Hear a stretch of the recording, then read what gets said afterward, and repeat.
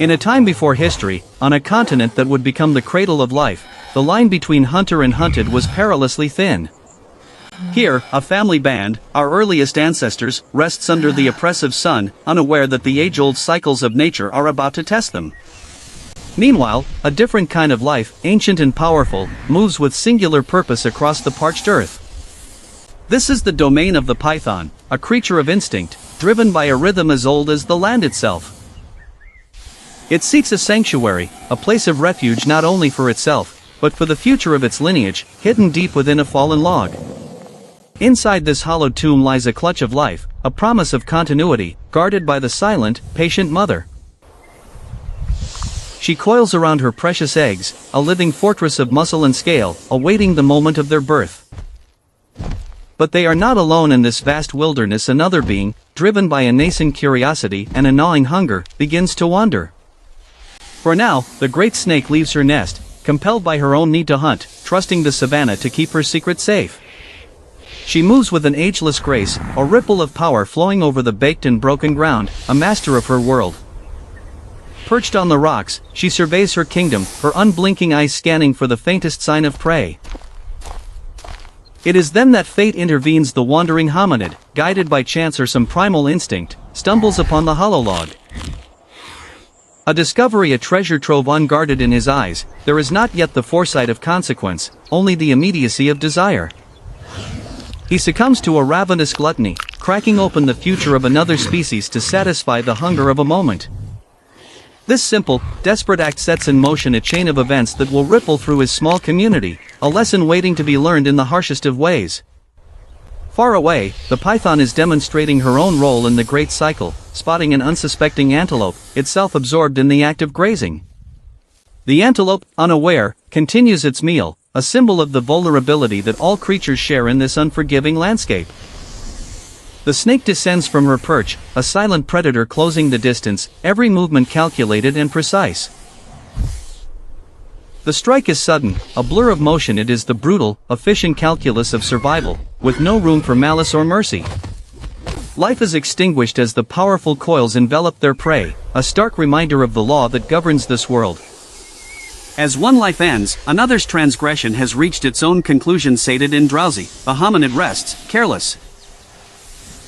He lies near the scene of his crime, a feast of stolen life scattered around him, oblivious to the approaching retribution.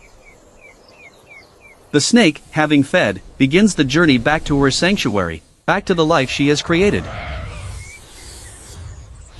But upon her return, she finds not peace, but violation. The nest is plundered, her offspring destroyed. Instinct, ancient and absolute, takes over. Her focus shifts from the broken shells to the thief, resting in a foolish stupor. Revenge is as swift as the hunt. She strikes not for hunger, but for a violation of a primal law. His cry of agony and terror cuts through the stillness of the savannah, a sound that carries far beyond his own impending doom. It is a sound that reaches his kin in their eyes. A flicker of concern turns to alarm. One of their own is in peril. This is the moment that changes everything. They do not scatter, they do not flee, they run toward the danger. They arrive to a horrific scene. Their brother, ensnared in the python's deadly embrace, his life being squeezed away.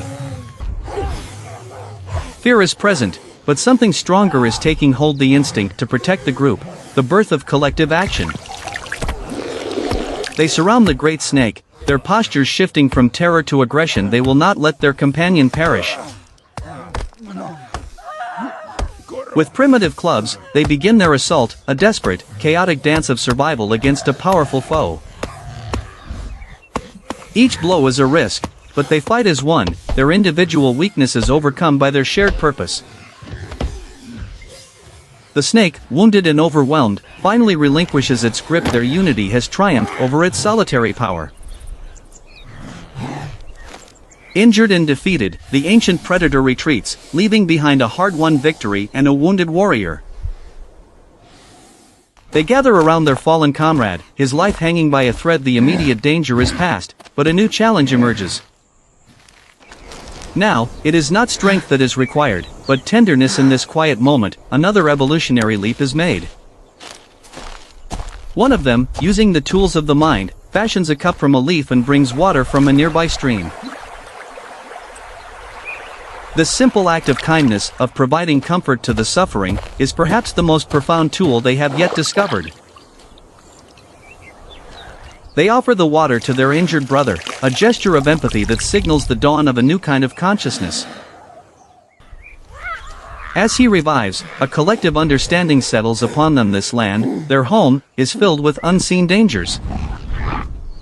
Their leader, looking to the horizon, makes a decision: they cannot stay, they must move, together, towards a safer land.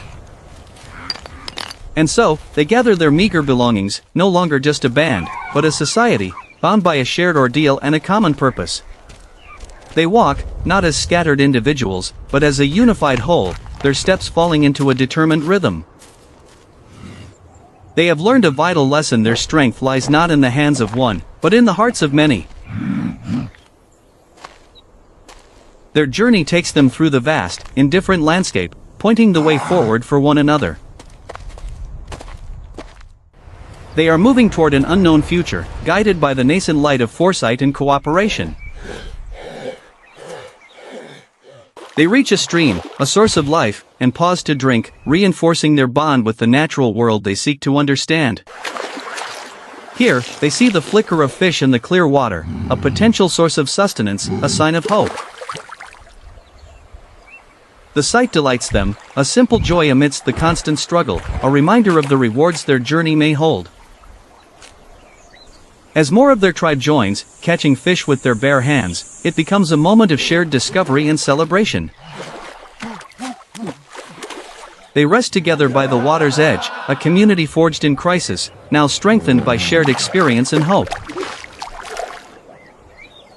With renewed spirit, they continue their great trek, their faces set against the horizon, walking into the dawn of their own making.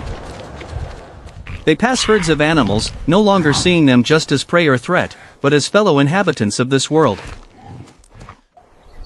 There is a growing awareness in their eyes, an understanding that they are a part of this world, not merely subject to its whims.